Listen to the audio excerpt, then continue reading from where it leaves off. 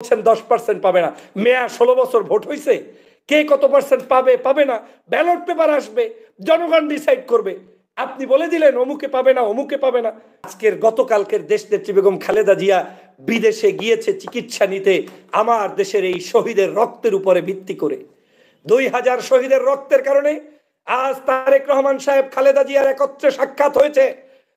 50,000 ছাত্রদের অঙ্গহানির কারণে আজ আমরা একত্রে কথা বলতে পেরেছি, আমি ঢাকায় অবস্থান করতে পেরেছি। সাহেব সম্মানিত সিনিয়র ব্যক্তিত্ব, সাবেক আওয়ামী লীগ ওবায়দুল কাদেরের সময়ের সিনিয়র নেতা, ওনার নাকি তার বন্ধু বা উনি তারও সিনিয়র, এই ভদ্রলোকও জামাতকে নিয়ে কথা বলেছেন। আমার জামাত নিয়ে ইস্যু নাই, জামাত একটা ভোট না পাইলেও আমার দুঃখ নাই, 1 লাখ ভোট পাইলেও আমার কোনো সুখ দুঃখ নাই। আমার দুঃখ ওই জায়গায় আপনারা যে সকল ট্যাগিং এর রাজনীতি শুরু করেছেন, এই ট্যাগিং এর রাজনীতি দিয়ে দেশের জনগণ বিন্দুমাত্র পরোয়া করে না। যদি তাই করতো তাহলে ঢাকা বিশ্ববিদ্যালয়ের রোকেয়া হল থেকে ছাত্রীরা আমি কে তুমি কে রাজাকার রাজাকার স্লোগান নিয়ে রাজপথে ঝাঁপিয়ে পড়তো না। এটাই হচ্ছে শেখ হাসিনার ট্যাগিং এর রাজনীতির সবচাইতে করুণ মৃত্যু, যেটা আপনাদের জন্য আপনার জন্য অপেক্ষা করছে।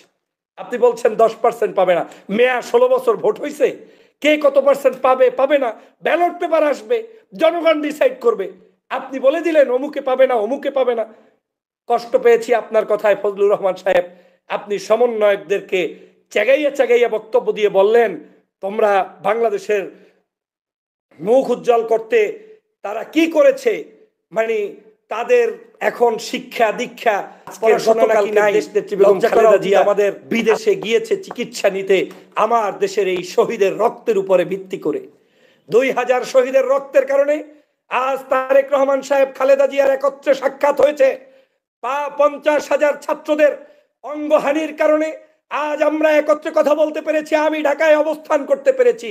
শুকরিয়া আদায় করে তাহাজ্জুদ পড়া উচিত, সেজদায় লুটিয়ে থাকা উচিত। কি অর্জনটাই ছাত্ররা করেছে, আপনি ছাত্রদেরকে চাগাইয়া চাগাইয়া 1971 সালের উদাহরণ দিতে গিয়া আপনি তাদেরকে বলছেন তোমরা নাকি সমন্বয়ক নাকি সমর নায়ক। এতই যদি জ্বলে তাহলে গত 16 বছর আপনি কি করতে পেরেছি? আমরা অনেক আন্দোলন করেছি, কোনো সন্দেহ নাই, আমরা রক্ত ঝরিয়েছি, কোনো সন্দেহ নাই। বিএনপি রক্ত ঝরিয়েছে, বহু মানুষ মরেছে, জামাতের রক্ত ঝরেছে, বহু মানুষ মরেছে।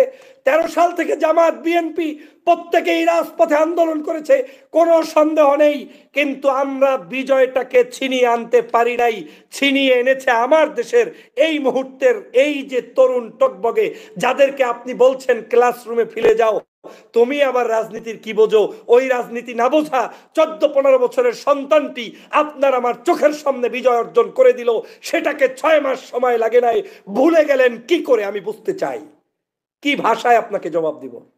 এই ভাষাগুলো যারা ব্যবহার করছেন মনে রাখবেন, এই দেশে মার্কায় ভোট দেবে ঠিকই আছে, কিন্তু মার্কার বাহিরেও কিছু কিছু মানুষকে মানুষ এমন ভাবে চিনবে, ওই মানুষগুলাকে মার্কা যত বড় হোক, ও যদি কোরআন শরীফ মার্কা নিয়েও কেউ দাঁড়ায়, ও যদি দাড়িপাল্লা নিয়েও কেউ দাঁড়ায়, ও যদি শাইখে চরমনাই হইয়াও দাঁড়ায়, ও যদি হেফাজতে ইসলাম হইয়াও দাঁড়ায়, মানুষ অন্তত টাউট চিনতে ভুল করবে না। যে টাউট তাকে প্রত্যাখ্যান করবে, তার জ্বলন্ত উদাহরণ হচ্ছে এই যে 5ই আগস্টের শেখ হাসিনাকে বিদায় দিয়ে দিল। অতএব সাবধান হন।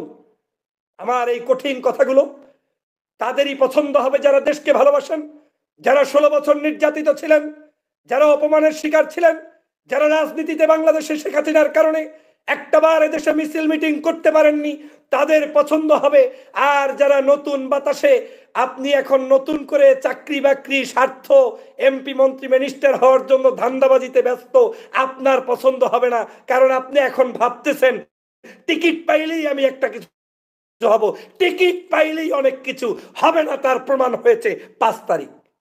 ওই রাজাকার টাজাকার লাগাইয়েন না, ভিন্ন কথা বলেন, আদর্শ প্রচার করেন, উন্নয়নের কথা বলেন, স্বপ্ন দেখান, যুবক তরুণদের চাহিদার কথা বলুন, দেশ গঠনের নেতৃত্বের কথা বলুন। আগামী বাংলাদেশকে গঠন করার কথা বলুন, যুগকে কাছে টানার চেষ্টা করুন, ছাত্রদেরকে বুকে টানার চেষ্টা করুন, জুলাই বিপ্লবে আহত নিহত ভাইদের পাশে দাঁড়ান, তাদেরকে সংবর্ধনা দেওয়ার চেষ্টা করুন, যারা দেশের জন্য লড়াই করেছে। আপনার ভিন্ন মতের হলেও তাদেরকে অন্তত বুকে টেনে সার্টিফিকেট দিন, সংবর্ধনা দিন, নাগরিক অভ্যর্থনা দিন, তাহলেই জনগণ আপনাকে আমাকে গ্রহণ করবে। আর আমরা যদি শুধু শুধু অনৈক্য করি, কোনো লাভ নাই। এগুলা পাশের দেখের ট্যাবলেট গিলেছেন মাত্র।